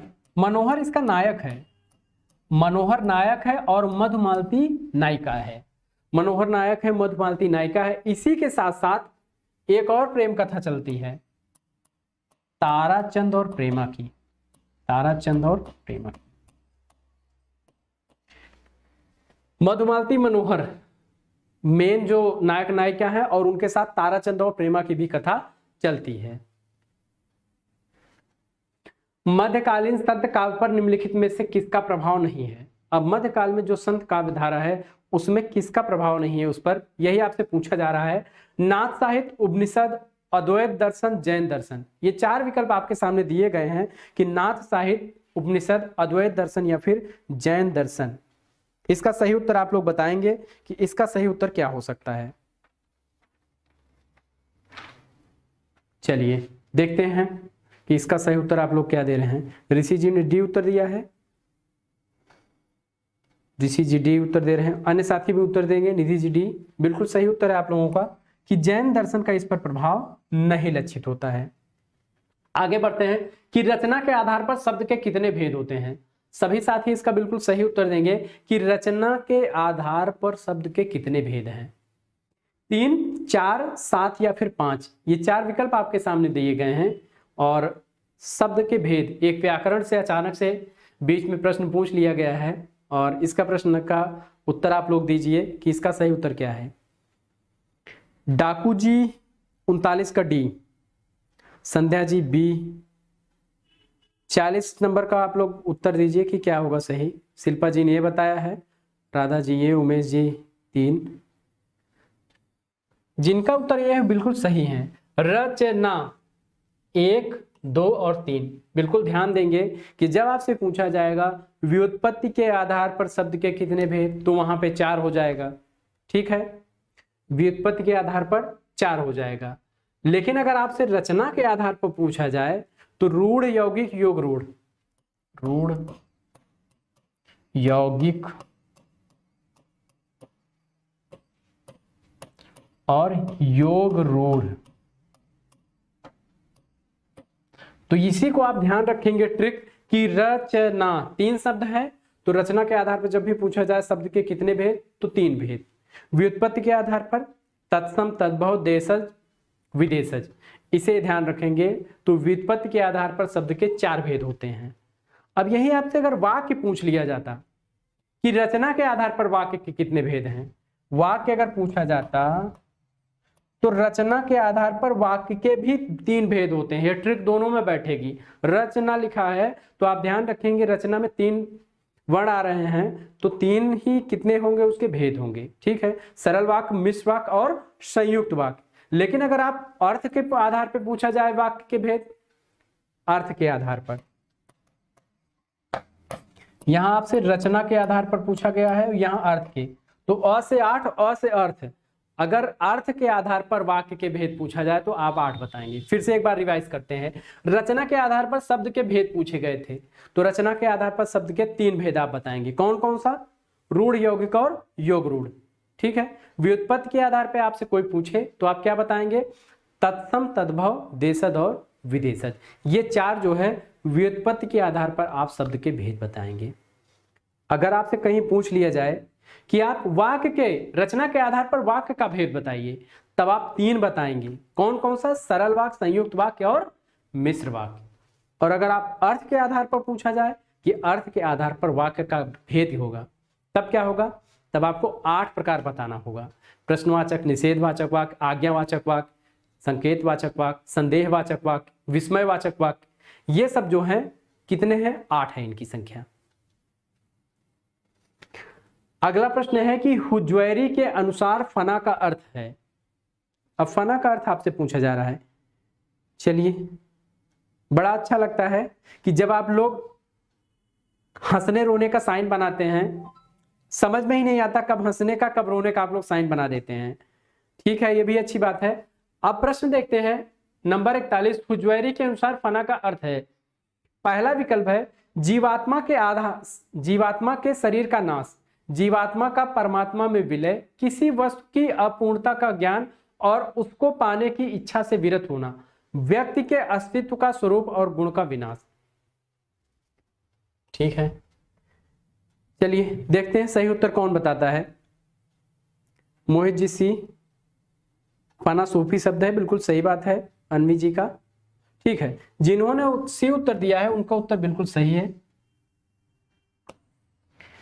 हुज्वैरी जो है ये जो है सूफी संत हैं, ये आप ध्यान देंगे, सूफी संत हैं, सूफी विद्वान हैं। अब आपसे पूछा जा रहा है फना का, किसी वस्तु की अपूर्णता का ज्ञान और उसको पाने की इच्छा से विरत होना। ठीक, अगला प्रश्न है किस छंद में 4 से अधिक चरण होते हैं?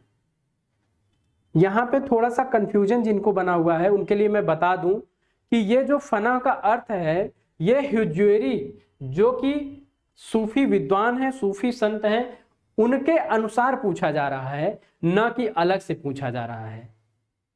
ठीक, किस छंद में 4 से अधिक चरण होते हैं? रोला, बरवय, छप्पय या फिर सोठा। अब छंद में सामान्यतः 4 चरण होते हैं। ठीक है, आपसे पूछा जा रहा है किस छंद में 4 से अधिक चरण होते हैं, तो प्रश्न संख्या 42 का उत्तर आप लोग दीजिए। बिल्कुल सही, ज्यादातर साथियों ने उत्तर दिया है छप्पय। छप्पय छंद में 4 से अधिक चरण होते हैं। कैसे? रोला और उल्लाला से मिलकर यह बना होता है। रोला के 4 चरण और उल्लाला के 2 चरण मिलकर कौन बनाते हैं? छप्पय छंद बनाते हैं। इसका सूत्र भी बताया था आप लोगों को कि छरोला, इसको याद रखेंगे, रोला और उल्लाला से यह बना हुआ है। डॉक्टर गणपत चंद्र गुप्त के अनुसार हिंदी साहित्य के इतिहास का पुनर्लेखन किस दृष्टिकोण के अनुसार किया जाना चाहिए? गणपत चंद्र के अनुसार हिंदी साहित्य के इतिहास का पुनर्लेखन किस दृष्टिकोण के अनुसार किया जाना चाहिए? पहला विकल्प है पाश्चात्य इतिहास को आधार मानकर, दूसरा विकल्प है पश्चिम के किसी सिद्धांत विशेष के आधार पर, या फिर स्वतंत्र, तटस्थ एवं संतुलित दृष्टि से, चौथा विकल्प है किसी आदर्श का अनुसरण करके। आराम से बताइए, सरल सा प्रश्न है, विकल्प में ही इसका उत्तर छुपा हुआ है। मनीष जी ने सी उत्तर दिया है, उमेश जी भी बता रहे हैं स्वतंत्र, तटस्थ और संतुलित दृष्टि जो है वह होनी चाहिए। देखिए, जब आप प्रश्नों का उत्तर कैसे देते हैं, यहां पे आपको उत्तर कैसे देना था, देखिए कैसे आप कुछ प्रश्नों को न जानते हुए आप एग्जाम में सही कैसे करेंगे। अब गणपत चंद्र गुप्त ने क्या लिखा? हिंदी साहित्य का वैज्ञानिक इतिहास। अब गणपत चंद्र गुप्त की जो दृष्टि थी वह वैज्ञानिक थी, मतलब तार्किक दृष्टि रखते थे, उसी के अनुसार वो इतिहास ग्रंथ लिखा उन्होंने। अब अगर वैज्ञानिक दृष्टि की बात करेंगे तो वहां पे आपको ये चीजें मिलेंगी, स्वतंत्र, तटस्थ एवं संतुलित दृष्टि। तो इस तरीके से भी आप चीजों को जोड़कर देखें तो भी प्रश्न आप सही कर सकते हैं। अगला प्रश्न है कि मित्र संवाद किसके बीच होने वाले पत्रों का संकलन है? अब पत्रों का संकलन एक पत्र साहित्य से आपसे प्रश्न पूछा जा रहा है।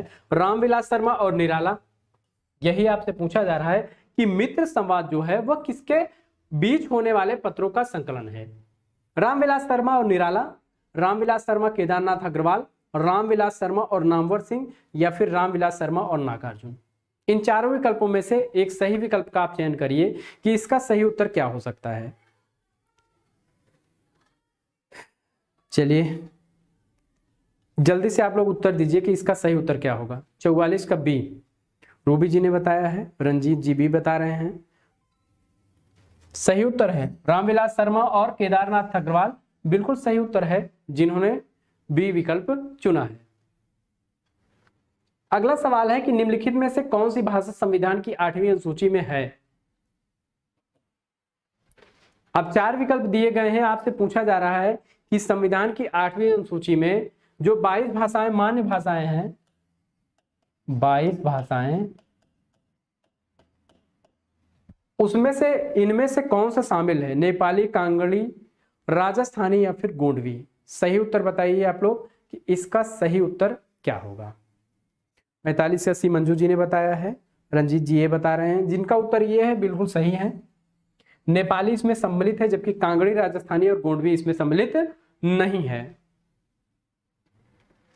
अगला विकल्प है कि प्रथम यथार्थवादी उपन्यास किसे माना जाता है? यथार्थवाद आपके सिलेबस का एक चैप्टर है और पूछा जाएगा वहां से। यहाँ प्रश्न दिया जा रहा है कि प्रथम यथार्थवादी उपन्यास किसे माना जाता है? Madame Bovary, republic, writing and difference या फिर द वेस्टलैंड। इसका सही उत्तर आप लोग बताएंगे कि इसका सही उत्तर क्या हो सकता है। चलिए देखते हैं। संध्या जी ने ये बताया है, देवांश जी ने ये बताया है, जिनका उत्तर ये है बिल्कुल सही है। और इसके लेखक कौन हैं? तो इसके लेखक फ्लॉबर्ट हैं, फ्लॉबर्ट।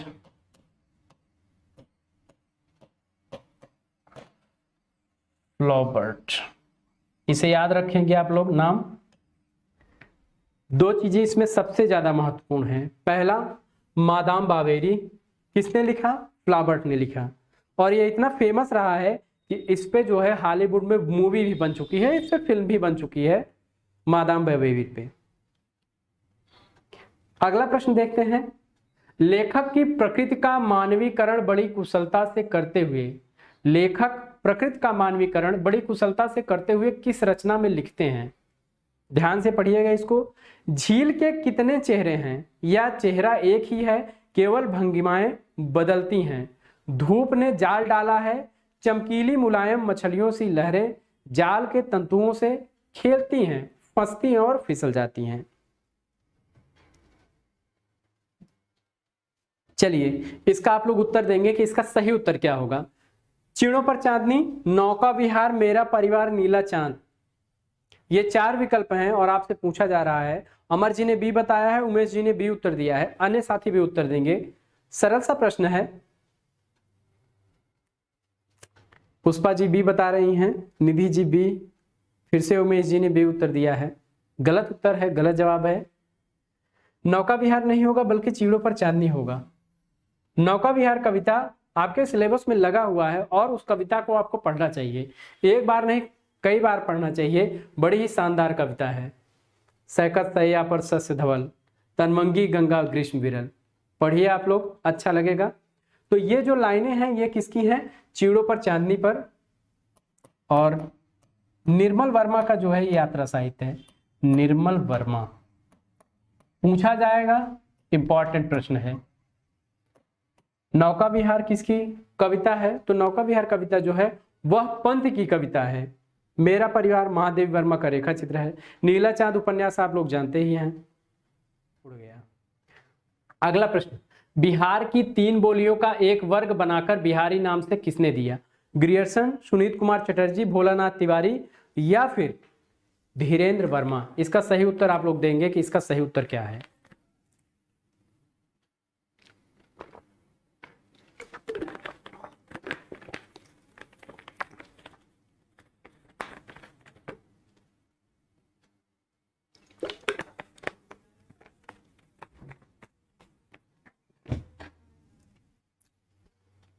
उनचास कहे आर्यस चौहान जी कह रहे हैं, बबीता जी ने ये बताया है।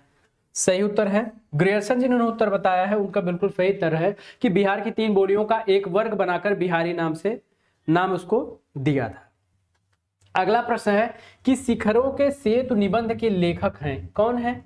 शिव प्रसाद सिंह, विद्यानिवास मिश्र, महावीर प्रसाद द्विवेदी या फिर कुबेर नाथ राय? प्रश्न संख्या 50 का आप लोग उत्तर देंगे कि शिखरों के सेतु किसका लेखन किसने किया, निबंध का लेखन किसने किया?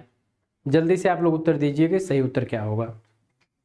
ठीक है, कई साथी बिल्कुल सही उत्तर दे रहे हैं, शिव प्रसाद सिंह इसके लेखक हैं। अगला प्रश्न देखते हैं, बहुजन अधिकार पाक्षिक पत्र के संपादक हैं।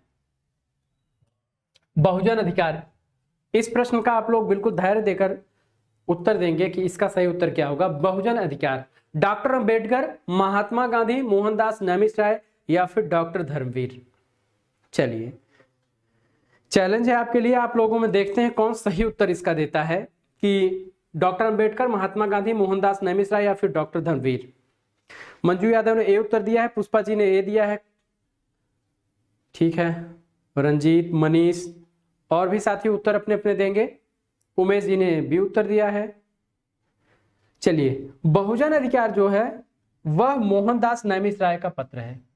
किसके पाक्षिक पत्र है? मोहनदास नैमिष राय का यह पत्र है और 1981 ईस्वी में मेरठ से इसको निकाला था इन्होंने। कहां से निकाला था?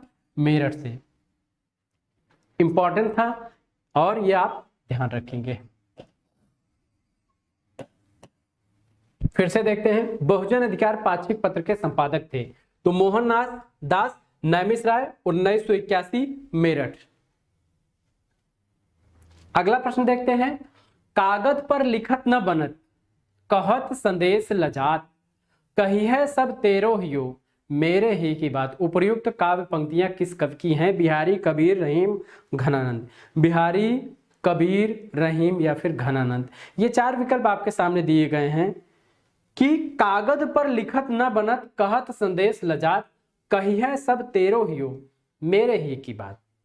चलिए देखते हैं सबसे पहले उत्तर किसका आता है। उमेश जी ने बी उत्तर दिया है और भी साथी उत्तर देंगे हमारे, और पुष्पा जी बी कह रही हैं, चौहान जी भी बी कह रहे हैं, रजनीश भी ए, मंजू जी ने बी उत्तर दिया है। बिहारी की लाइनें हैं यहाँ पे।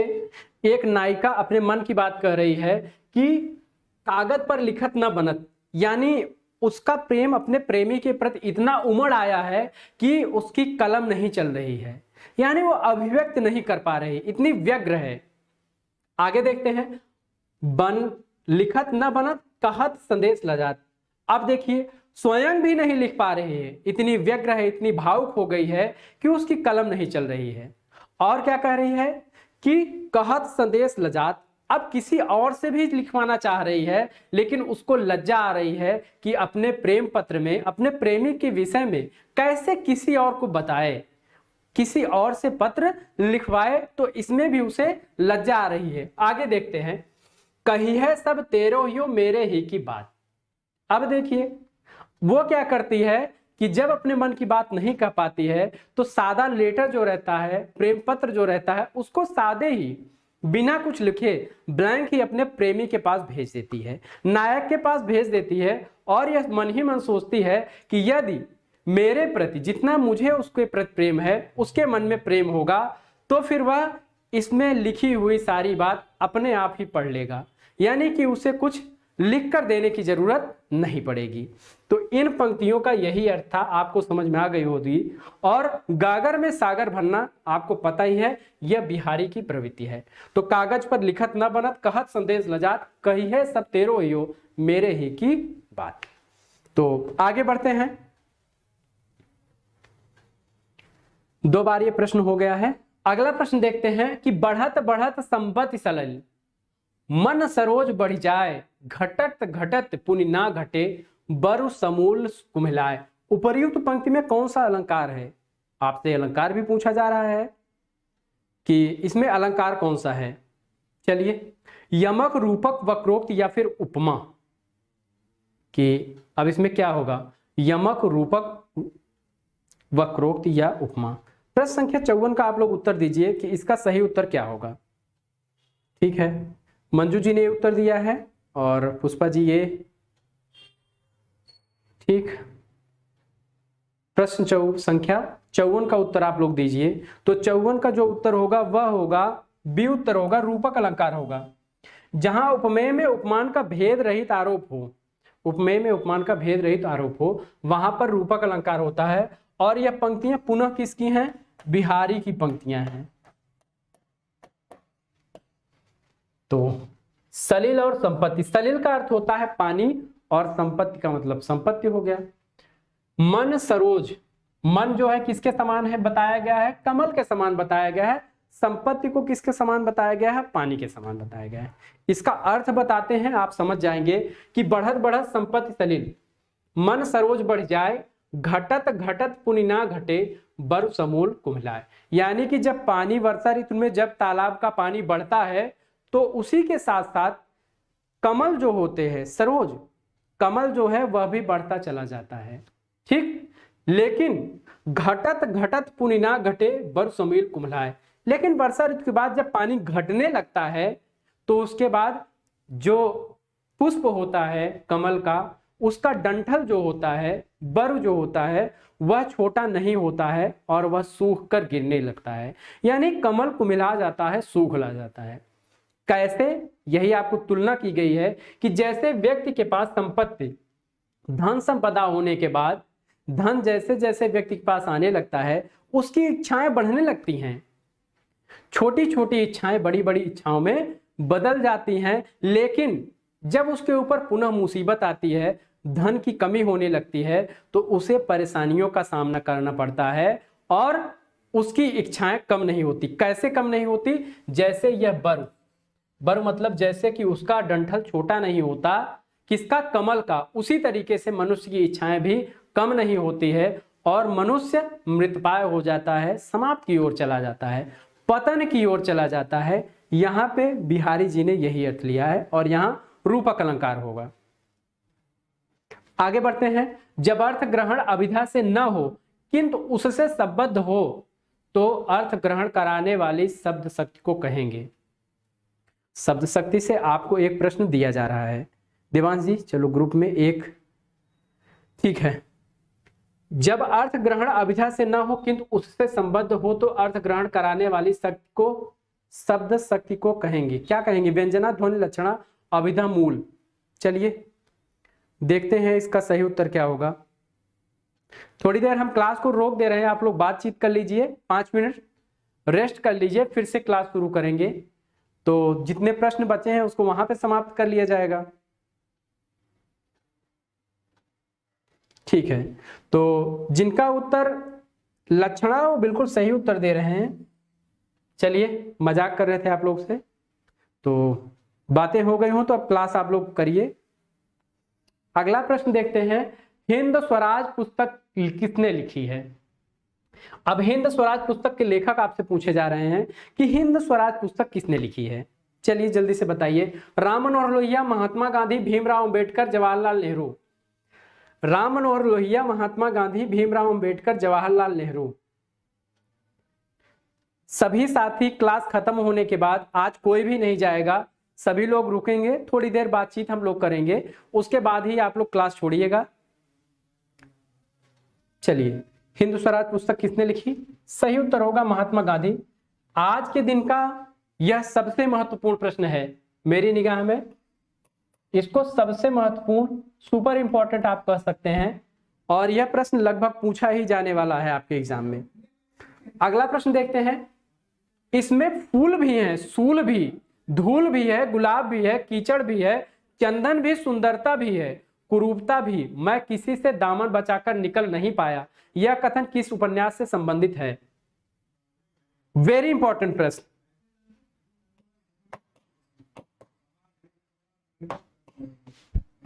झूठा शक, राज दरबारी, मैला आंचल और नीलाचार, किसका कथन है? जल्दी आप लोग बताइए। 56 का बी कुछ लोग बता रहे हैं, 57 में आ जाइए और इसका सही उत्तर बताएंगे। 57 का सी बता रहे हैं आर एस चौहान, शिल्पा जी ने नेपाली। जिनका उत्तर मैला आंचल है वो बिल्कुल सही है। मैला आंचल की शुरुआत में रेणु जी का यह कथन है। किसका है? फणीश्वर नाथ रेणु ने कहा है।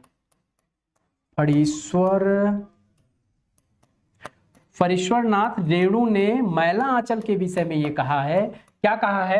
कि इसमें फूल भी है, सूल भी है, धूल भी है, गुलाब भी, कीचड़ भी है, चंदन भी, सुंदरता भी है, कुरूपता भी, मैं किसी से दामन बचाकर निकल नहीं पाया। विश्वास मानिए बहुत ही इंपॉर्टेंट यह प्रश्न है। अगला प्रश्न हम देखते हैं कि शुद्धाद्वैतवाद दर्शन के प्रवर्तक आचार्य है। शुद्धाद्वैतवाद कौन है? शंकराचार्य, मध्वाचार्य, निर्वाकाचार्य, फिर वल्लभाचार्य। इस 4 विकल्पों में से आपको बताना है कि सही उत्तर क्या हो सकता है। चलिए जल्दी से इस प्रश्न का आप लोग उत्तर देंगे कि इसका सही उत्तर क्या होगा। ठीक है, सही उत्तर आप लोग बता रहे हैं। इसका सही उत्तर होगा वल्लभाचार्य। जिन साथियों ने वल्लभाचार्य उत्तर दिया है उनका उत्तर बिल्कुल सही है। अगला प्रश्न देखते हैं कि कामायनी में 5वें क्रम पर कौन सा सर्ग आता है? कामायनी में 5वें क्रम पर कौन सा सर्ग आता है? चलिए, लज्जा, इड़ा, निर्वेद, वासना। डेली एक बार कामायनी के सर्गों को मैं आपसे रिवीजन करता हूं, जल्दी आप लोग बताइए कि सही उत्तर क्या होगा। इसका क्रम पूछा जा चुका है, 9वां क्रम पिछली बार पूछा गया था।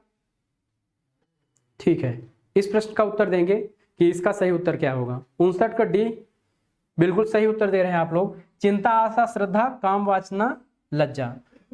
ठीक, तो वासना जो है 5वें नंबर पे आएगा। अगला प्रश्न क्या है? बिंब के बारे में असत्य कथन है। ठीक है, अब बिंब के बारे में असत्य कथन क्या है? बिंब वस्तु नहीं, वस्तु की प्रतिकृति है। बिंब स्मृति में उपस्थित मानस चित्र है। मूर्तता इसका लक्षण नहीं है। बिंब को मूल उत्तेजना की आवश्यकता नहीं होती है। अब ये 4 विकल्प आपके सामने दिए गए हैं और आपको बताना है कि इसमें सही विकल्प क्या है। चलिए देखते हैं कि इसका उत्तर आप लोग कैसे दे रहे हैं। हनुमान प्रसाद जी ए, मंजू जी ने डी उत्तर दिया है। ठीक है, जिन्होंने सी उत्तर दिया है उन्हीं का उत्तर सही होगा। एक बार पढ़ते हैं इसको।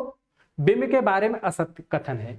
बिंब वस्तु नहीं, वस्तु की प्रतिकृति है, ये बिल्कुल सही है। आपसे असत्य पूछा गया था। बिंब स्मृति में उपस्थित मानस चित्र है, ये भी बिल्कुल सही है। मूर्तता इसका लक्षण नहीं है, मूर्तता इसका लक्षण है। ठीक है, जो बिंब होता है हमारे मानस में बना रहता है, उसकी हम एक मूर्ति बना लेते हैं। अब जैसे मान लीजिए, पहले इसको देखते हैं। बिंब को मूल उत्तेजना की आवश्यकता नहीं होती है, बिल्कुल सही बात है। मूल चीज की उसको आवश्यकता नहीं होती है, ये भी बिल्कुल सही है। अब हमने बिंब बना लिया है कि हमारे साथ लगभग 100 छात्र जुड़े हुए हैं। ठीक है, अब मैंने भी एक बिंब बना लिया। कोई रजाई में बैठा होगा, कोई कुर्सी पर बैठा होगा, कोई घूम रहा होगा कान में लीड लगा के, कहीं सफर में होगा, या फिर कोई पार्क में बैठा होगा। यानी सबकी मैंने एक इमेज बना ली, बिंब बना ली। तो यहां पूछा जा रहा है कि मूर्तता इसका लक्षण नहीं है, जबकि हम एक मूर्त रूप उसको दे रहे हैं। समझ पा रहे हैं आप लोग? जल्दी पहले आप लोग बताइए यस या नो, आपको समझ में आ रहा है कि नहीं चीजें, कि बिंब का एक जो है उसको हम मूर्त रूप दे सकते हैं। मूर्तता इसका लक्षण नहीं है, जबकि मूर्तता लक्षण है, होना चाहिए। तो आप इसको समझिए कि कुछ लोग जो है चाय बना रहे होंगे, माने अलग अलग लोग अलग अलग काम कर रहे हैं, और मैंने एक बिंब बना लिया है कि मेरे सारे स्टूडेंट जो है वह क्या क्या कर रहे हैं। कुछ लोग व्यग्र होंगे, कलम लेके बैठे होंगे, हाँ सर क्या बता दें, लिख दे जल्दी से। तो अलग अलग छात्र, सबका बिंब बना हुआ है, तो सबका मैंने बिंब बना लिया है। ठीक है, ऐसे ही आप लोगों ने भी अलग अलग बिंब बनाया होगा। कुछ लोग बिंब बनाए होंगे कि जल्दी से अब इसके बाद वाला प्रश्न क्या होगा। देखिए आपके अंदर एक बिंब बना होगा कि इसके बाद वाला प्रश्न क्या होगा। नाटक से प्रश्न पूछ लिया गया, सर हो सकता है गांधीवाद से प्रश्न पूछे, वहां से भी पूछा गया, एक प्रश्न को लेके आप बिंब बना रहे होंगे दिमाग में कि सर इसके बाद कौन सा प्रश्न पूछ सकते हैं। तो मूर्तता इसका लक्षण हो सकता है। ठीक है, अगला प्रश्न देखते हैं कि सुख दुखात्म को रस कहने वाले आचार्य हैं। इसका उत्तर दीजिए। भरत मुनि, रामचंद्र, गुणचंद्र, आचार्य विश्वनाथ। इसका सही उत्तर क्या होगा। भरत मुनि, रामचंद्र, गुणचंद्र, आचार्य विश्वनाथ या फिर आनंद वर्धन। ठीक है, डाकू जी कह रहे हैं सर मैं जंगल में हूं। कोई बात नहीं, अच्छी बात है। इसका सही उत्तर है रामचंद्र, गुणचंद्र, और जिन साथियों ने इसका उत्तर दिया है बिल्कुल सही है वे। अगला प्रश्न है कि थर्ड जेंडर के जीवन के विविध आयामों को चित्रित करती यमदीप किसकी रचना है। थर्ड जेंडर आपके सिलेबस में है, तो वहां पे भी एक बार आप अपना दिमाग दौड़ाएंगे, चीजों को देखेंगे, वहां महत्वपूर्ण रचनाएं देखेंगे। बहुत ज्यादा रचनाएं नहीं हैं, जो भी रचनाएं हैं हम एक एक करके यहाँ पे प्रश्न बनाकर डालते रहेंगे तो आपका उत्तर हो जाएगा और आपकी तैयारी भी अच्छी हो जाएगी। तो यमदीप, सीधा सीधा आप लोग बताइए कि यमदीप किसकी रचना है। प्रश्न संख्या 62 पूछा जा रहा है कि यमदीप किसकी रचना है। चलिए इस पे हम समय देंगे। 62 का ये बता रहे हैं अवनेंद्र जी, मनीष जी, ये वेरी गुड, अच्छा उत्तर आप लोगों ने दिया। नीरजा माधव ने लिखा है यमदीप। क्या लिखा है? यमदीप, थर्ड जेंडर को लेकर। प्रदीप सौरभ का बड़ा ही फेमस रहा है, बहुत फेमस उपन्यास रहा है, पूछा भी गया है। तीसरी ताली, अगर आपसे पूछा जाए तीसरी ताली किसका उपन्यास है, प्रदीप सौरभ का, किस पे आधारित है, तो यह भी थर्ड जेंडर पर ही आधारित है। किस पे आधारित है? थर्ड जेंडर पर। निर्मला भुराड़िया कितना महत्वपूर्ण है। गुलाम मंडी, निर्मला भुराड़िया, गुलाम मंडी, यह भी थर्ड जेंडर पे है। और एक और है महेश भीम,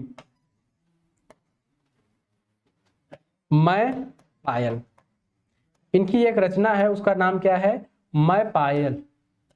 तो ये चीजें आप ध्यान रखेंगे और नोट भी करते चलेंगे।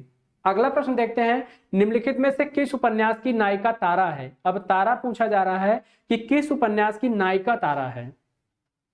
एक आपको क्लू देते हैं कि ये एक ऐसा उपन्यास है जिसका प्रमुख यानी मुख्य पात्र जो नायक है वह और जो नायिका है यानी तारा, दोनों भाई बहन होते हैं, यानी भाई बहन को केंद्र में रखकर भी लिखा गया है और भी इसकी विशेषता है। चलिए जल्दी से आप लोग बताइए कि इसका सही उत्तर क्या होगा। सी, 63 का सी कुछ लोग बता रहे हैं। नीला चांद, जिन्होंने ए उत्तर बताया है उनका उत्तर बिल्कुल सही है, झूठा सच। और इसका मुख्य पात्र जो है वह है जयदेवपुरी। मुख्य पात्र जयदेवपुरी है। और राग दरबारी किसका है? तो राग दरबारी श्रीलाल शुक्ल का है। रंगनाथ, इसका पात्र देखते हैं कि रंगनाथ हैं, वैद्य जी हैं, वैद्य जी। तो ये सब प्रश्न आपसे पूछे जा सकते हैं, पूछे जा चुके हैं। नीला चांद, शिव प्रसाद सिंह। और अब इसमें कौन है? देव वर्मा, कीर्ति वर्मा, इसके पात्र मैं बता रहा हूं, कीर्ति वर्मा और गोमती।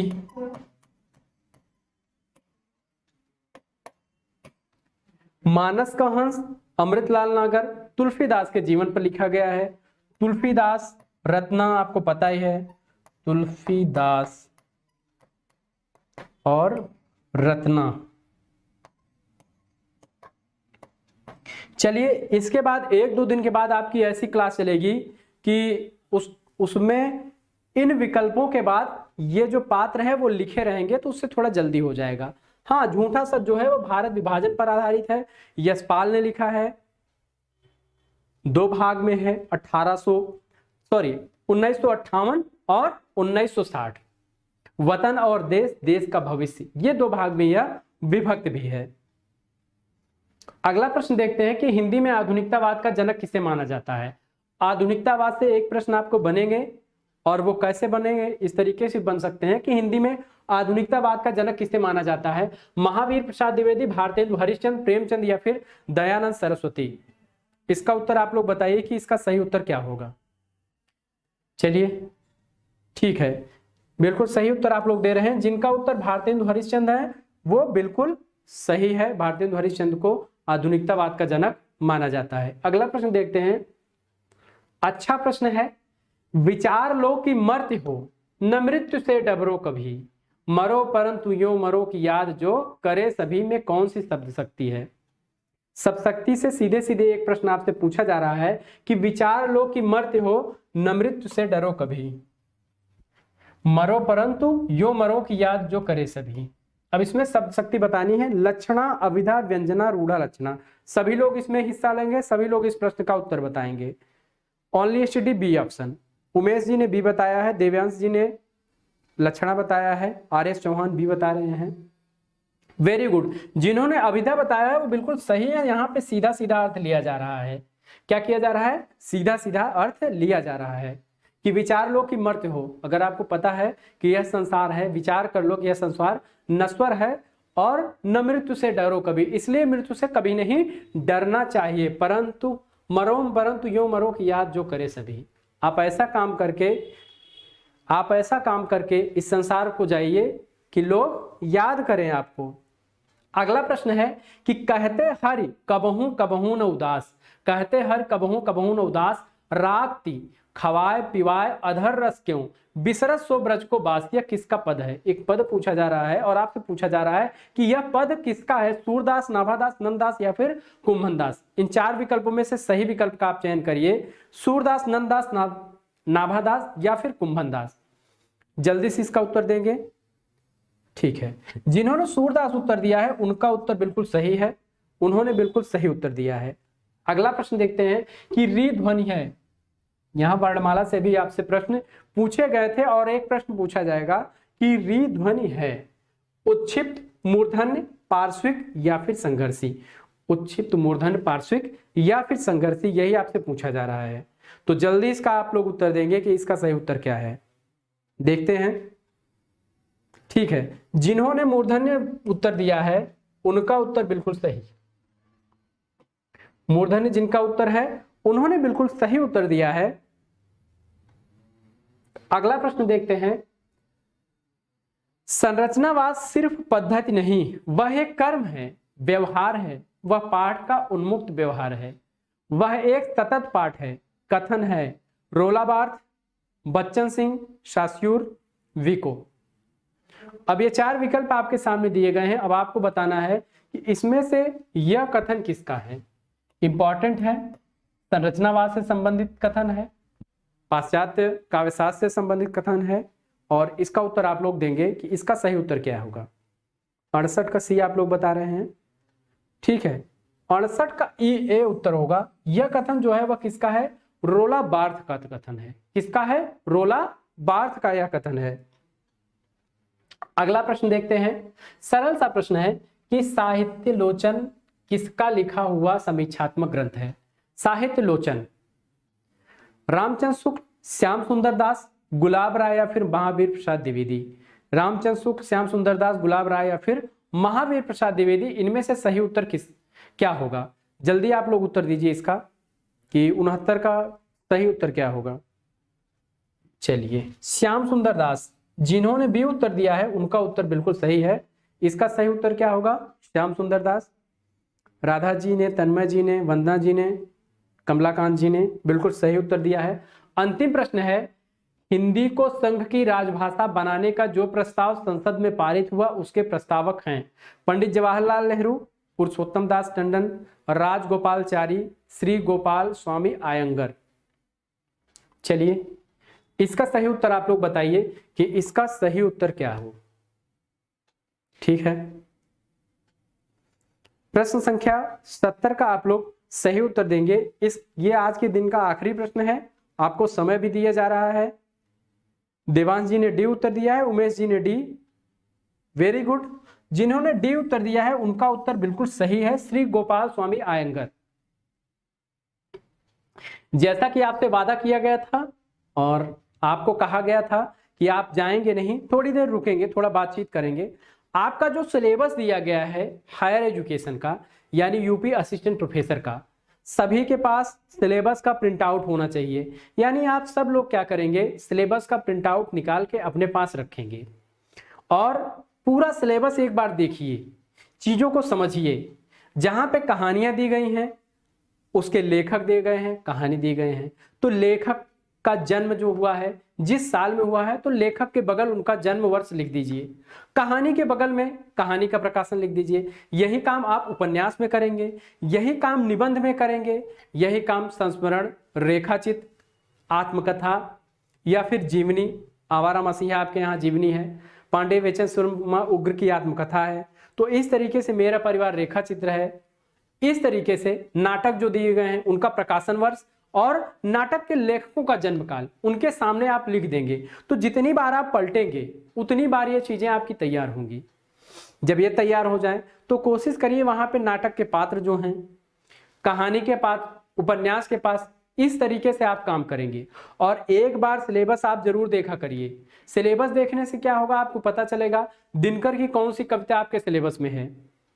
ठीक है, दिनकर की कविता है, पंत की कविता है, नागार्जुन की कविता है, तो कविताएं भी आप देखते रहेंगे। अगर आपके पास किताब है तो बहुत बढ़िया है, किताब मार्केट में अवेलेबल है, किताब आप ले लीजिए सिलेबस से संबंधित। नहीं है तो आपके पास मोबाइल, सभी के पास है, मोबाइल से ही हम आप बातचीत कर पा रहे हैं, आप सभी हमसे जुड़े हुए हैं।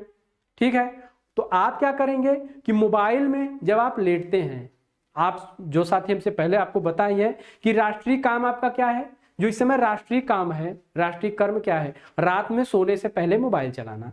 उसी समय आप क्या करेंगे, कोई कविता है, कोई कहानी है, आप मोबाइल में खोल लीजिए। सारी कहानियां, सारी कविताएं आपके गूगल पे पड़ी हुई हैं। उत्तरकांड दिया गया है, सिलेबस उत्तरकांड है रामचरितमानस का, उत्तरकांड को खोलकर आप पढ़िए।